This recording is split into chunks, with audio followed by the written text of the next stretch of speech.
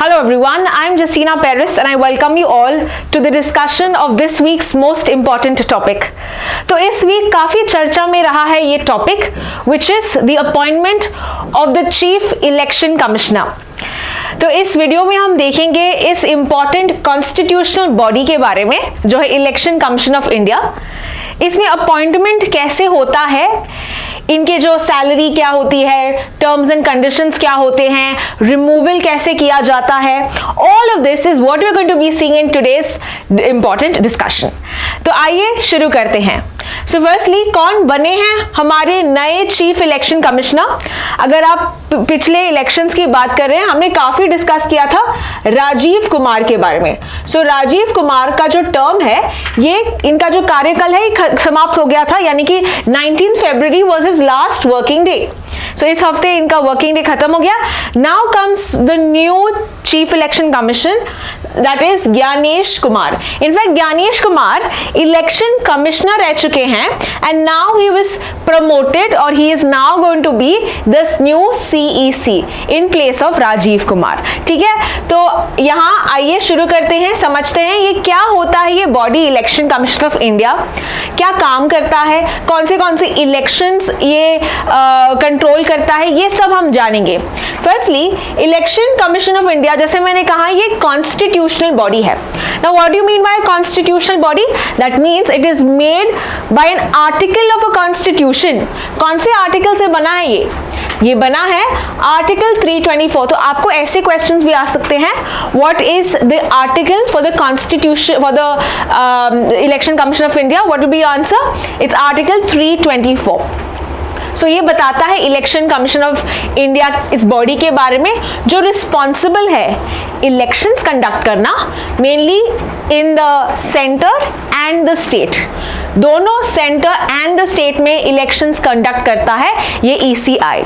It ensures free and fair elections. It ensures कि जो erectile process है जहां पे लोग वोट करते हैं, राइट, तो ये जो प्रोसेस है it should be insured that it is more safe, it should be impartial, it should be transparent.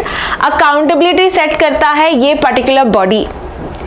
इसके अलावा हम देखते हैं ये कब एस्टैब्लिश हुआ था. It was established in the year 1950. Exact date is 25 January 1950. Very important, 25 जनवरी 1950 में ये बॉडी बना. And remember this particular date is also celebrated as national voters day. ठीक है, it is celebrated as national voters day, that is 25 जनवरी को हम इसको मनाते हैं. इसका जो हेड ऑफिस है ये कहां पे लोकेटेड है? ये न्यू दिल्ली, यानी ये सेक्रेटेरिएट लोकेटेड है न्यू दिल्ली में. Now let's understand कौन से स्टेट और कौन से सेंट्रल इलेक्शंस देखता है ये ECI. Okay, there are sets functions that are there, जैसे कि लोकसभा के इलेक्शंस. Okay, लोकसभा के इलेक्शंस, इसके अलावा राज्यसभा के इलेक्शंस. जो स्टेट्स में जो इलेक्शंस होता है, for that remember not the state election commission but the central election commission only controls this. So state legislative assemblies में जो इलेक्शंस होते हैं, राइट, जो विधानसभा के इलेक्शंस होते हैं, कौन इंश्योर करता है? It is administered by the ECI. And finally for the office of the president and the vice president, इनके भी elections are looked after by the ECI. इसमें ध्यान देने वाली बात है कि जो पंचायत वाले इलेक्शंस और म्युनिसिपैलिटीज वाले, यानी कि जो लोकल सेल्फ गवर्नमेंट, जो ग्रास रूट लेवल में जो इलेक्शंस होते हैं, that is not looked by the ECI. Then it is looked by you can say the state election commission. जो ग्रासरूट लेवल पे है वो स्टेट लेवल बॉडीज देखती है, not the central level, not the CEC and the EC. Clear? अभी हम structure देखते हैं कि कितने मेंबर्स होते हैं इस इलेक्शन कमीशन में. तो अगर हम बात करें ओरिजिनली, यानी when the constitution created this body, सिर्फ एक ही कमिश्नर था, एक ही election commissioner, only one. However amendment के बाद in 1989, okay, 1989 में अमेंडमेंट होने के बाद this was made a multi member body, because आप बहुत ज्यादा पावर्स एक ही इंसान पे थोप रहे हो, right? So that is not fair. So that is why it's insured कि एक मल्टी मेंबर बॉडी बने. and therefore we see that Election Commission of India now consists of one chief election, along with that some other election commissioners. अब ये कौन decide करेगा कि कितने election commissioners होंगे, कितने मेंबर्स होंगे? ये डिसाइड करेगा the president. Okay, it is the president who will decide, not the parliament. Okay, so this is a very important fact that you have to remember. Presently कितने members हैं? Presently totally we have 3 members. Election commission के 3 members हैं. यहाँ पे एक member तो हमारा chief election commission है और 2 मेंबर्स हमारे इलेक्शन कमिश्नर्स हैं. तो पहले ज्ञानेश कुमार और सुखबीर सिंह संधू, ये 2 इलेक्शन कमिश्नर्स थे और एक था राजीव कुमार, राइट? अभी क्या किया है? ज्ञानेश कुमार को बनाया है CEC. So now we are going to have a new EC that will be appointed because Gyanesh Kumar को सीईसी बना दिया. Now coming back to this, state level पे क्या होता है? जो इलेक्शन कमीशन है, it is helped by another officer which is called as chief electoral officer. chief electoral officer state level पे यहाँ पे elections के टाइम पे मदद करता है. So this is with regard to the structure of the election commission of India. Now let's understand some more important aspects, जैसे कि appointment कैसे करते हैं इस chief election, अभी जो नया appointment हुआ है वो कैसे हुआ है ये समझते हैं. क्लियर? नाउ उसके लिए we'll have to understand what is happening so far. So far ये जो अपॉइंटमेंट होता है चीफ इलेक्शन कमिश्नर का, it was appointed by the president. President appoint करता है, बट प्रेसिडेंट को कौन कहता है कि किसको अपॉइंट करना है? प्रेसिडेंट है जो है, he works on the aid and advice of the council of ministers headed by the prime minister. यानी कि कैबिनेट मिनिस्ट्री इनको बताती है किसको अपॉइंट करना है. बट डोंट यू थिंक ये एक इम्पार्शियल प्रोसीजर हुआ? जैसे कि रूलिंग पार्टी, ओके, अभी मान लेते हैं BJP of course is the ruling party right now. So obviously अगर हम इलेक्शन कमिश्नर की बात करते हैं, it will be on what this BJP political party, ruling party will be saying. कल कांग्रेस आएगी, कल आप आएगी. सो इन दैट केस जो रूलिंग पार्टी है, इनका जो पावर ज्यादा होगा, ये इलेक्शन कमिश्नर को अपॉइंट करेंगे और उस हिसाब से काम चलेगा. तो ये एक इम्पार्शियल प्रोसेस है जिसके कारण यहाँ पे बदलाव आना शुरू हुआ. So therefore there was a supreme court judgement. यहाँ पे एक पिटिशन दिया गया था और 2023 में सुप्रीम कोर्ट के एक जजमेंट ने ये जो प्रोसीजर है इसको चेंज किया. तो इन्होंने क्या अभी चेंज किया? Okay, firstly the name of the judgement is Anoop Barnwal versus union of India. Anoop Barnwal versus union of India. So very important, ये केस का नाम है. तो इस केस के अकॉर्डिंग हम देखते हैं that here the supreme court said कि यहाँ पे not the advice of the council but another selection committee will be created. और इस सिलेक्शन कमिटी में कौन होगा? इस सिलेक्शन कमिटी में होगा prime minister, okay. Secondly leader of opposition. तो लीडर ऑफ ऑपोजिशन जो लोकसभा में है अभी कौन है? राहुल गांधी है. So here you will have from the ruling party, यहाँ पे you have the opposition party, correct. तो दोनों का यहाँ पे स्टैंड होगा. इसके अलावा one neutral body. Neutral body कौन होगा? Chief justice of India. So you can see one ruling party से, एक ऑपोजिशन पार्टी से और रूलिंग पार्टी से और एक न्यूट्रल पार्टी से. यू विल अंडरस्टैंड तभी ये जो सिलेक्शन करेंगे ये अनबायस्ड होगा. This will be ensuring that the elections will be free and fair. तभी ही लोगों को कॉन्फिडेंस होगा हमारे डेमोक्रेसी, हमारे इलेक्शंस पे. अदरवाइज पीपल विल से कि ये जो इलेक्शन कमीशन ऑफ इंडिया है ये सिर्फ रूलिंग पार्टी के साइड में काम करता है या ये बहुत ही अनबायस्ड है, ये पार्शियल है, राइट. तो इसको चेंज करने के लिए सुप्रीम कोर्ट ने ये गाइडलाइंस दिए ना. यहाँ पे क्या हुआ 2023 में गाइडलाइंस तो दे दिए ना. Parliament also has to bring out a law. ये जजमेंट केवल से काम नहीं चलेगा. तो पार्लियामेंट ने लॉ बनाया एंड इस पार्लियामेंट के लॉ के अनुसार इन्होंने सिलेक्शन कमेटी तो रखा बट सिलेक्शन कमेटी में इन्होंने चेंजेस किए. सो लेट्स अंडरस्टैंड जजमेंट के बाद what is the law that was brought about by the parliament with regard to the appointment of the election commission. तो इस एक्ट का नाम याद रखो, chief election commissioner and other election commissioners. इनका appointment conditions of service and term of office, act of 2023। तो ये act कब आया? 2023 में। इस एक्ट में क्या क्या प्रोविजंस है ये अभी हम देखेंगे। फर्स्टली, इस एक्ट ने किस ओल्ड एक्ट को रिप्लेस किया? इस एक्ट ने रिप्लेस किया 1991 के एक्ट का, जो नाम है election commission, conditions of service of election commissioners and transaction of business. So ये पुराने एक्ट को यहाँ पे बदल दिया गया था, which mainly talks about appointment, tenure of the election commissioners, service conditions, ये सब बताता है चीफ इलेक्शन कमिश्नर्स और इलेक्शन कमिश्नर्स के। यहाँ पे एलिजिबिलिटी क्राइटेरिया सेट किया था नए लॉ में, जहां पे इन्होंने बोला है कि सेक्रेटरी लेवल पोस्ट, ओके, जो हायर आईएएस और पोस्ट हैं वही इस पोस्ट को ले पाएंगे, okay, and they should have integrity, election management experience भी होना चाहिए। तो एक उन्होंने क्राइटेरिया भी रखा कि not only they should be of a higher post, secretary level post होना चाहिए, एज वेल एज इलेक्शन का कुछ एक्सपीरियंस, तजुर्बा भी होना चाहिए। Apart from that, we also see some important provisions कि appointment कैसा होगा।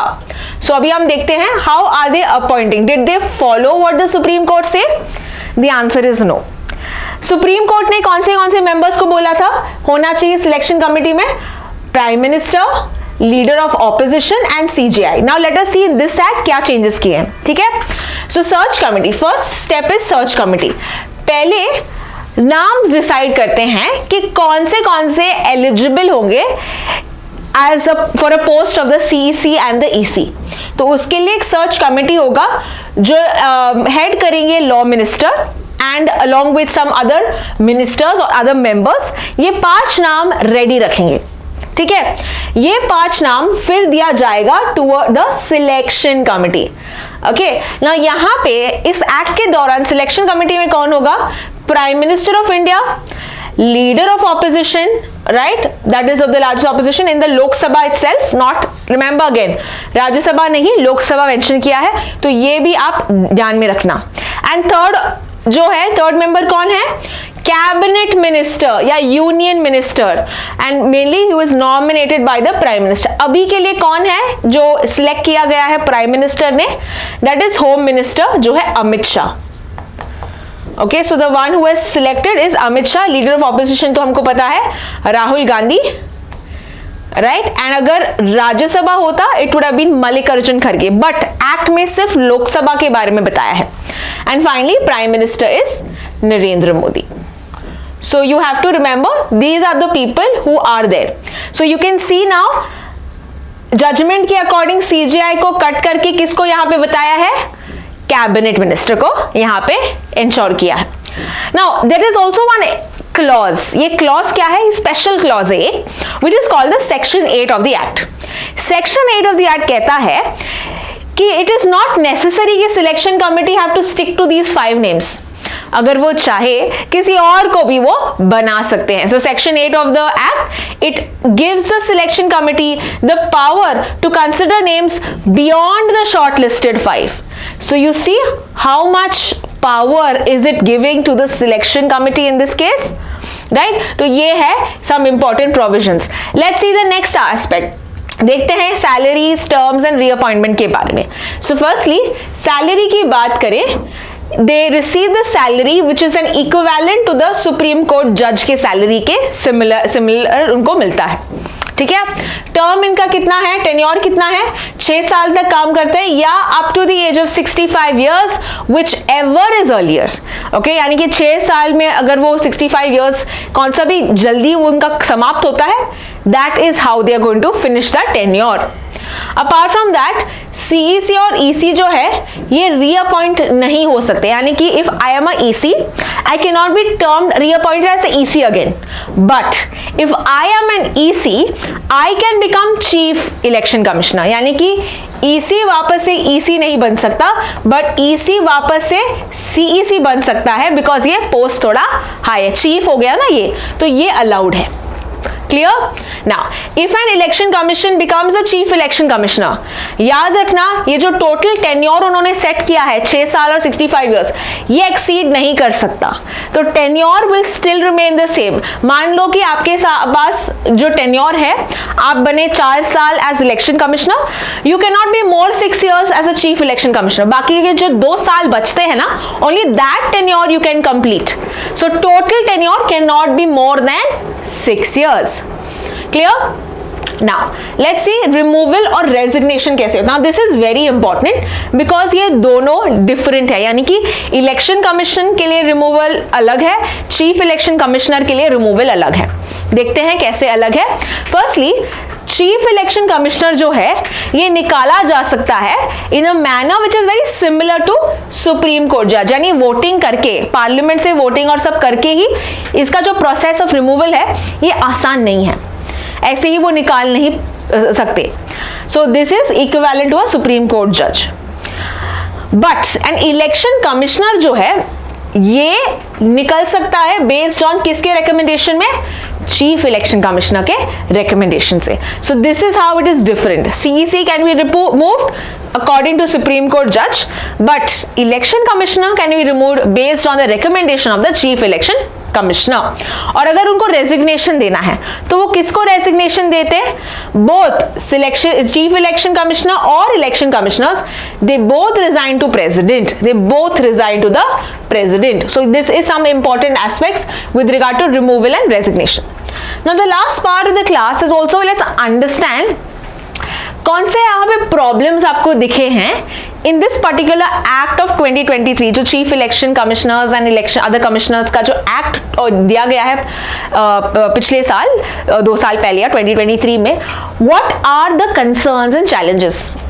And it is also important to understand कि ये जो केस, जो एक्ट है, अभी भी इसका पिटिशंस और सब सुप्रीम कोर्ट ले रही है, एंड यहाँ पे वो चेक कर रही है क्या ये अलाउड है ना, बिकॉज यू सी आपको यहाँ पे दिखाई दिया होगा कि it is a very impartial sort of a committee, selection committee, बहुत पावर्स भी दे रहे हो आप इनको.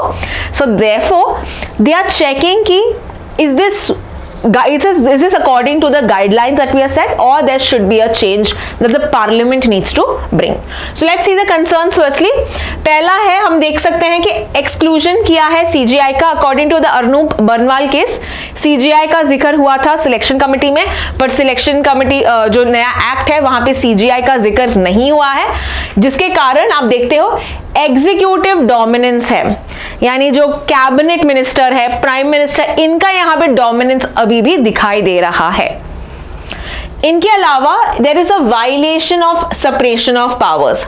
सो यहाँ पे it is yet to check, यहाँ पे सुप्रीम कोर्ट चेक कर रही है with regard to various judgments कि क्या पार्लियामेंट के पास ये पावर है कि वो चेंज कर सकता है गाइडलाइंस जो सुप्रीम कोर्ट के बेंच ने रूलिंग किया है, राइट? अकॉर्डिंग, जैसे उन्होंने चेंज किया CGI to cabinet minister, can they do that?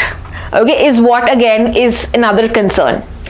Vacancy in selection committee. अभी जो सिलेक्शन कमिटी में जो है, पहले जो लीडर ऑफ ऑपोजिशन के पार्टी नहीं थे, okay, there was no leader of opposition.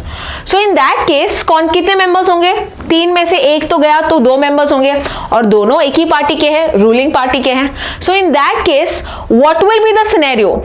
इस एक्ट में कहा है अगर 2 भी मेंबर्स होंगे तो भी ये अपॉइंटमेंट कर सकते हैं. Now again this is going to be more centralizing authority.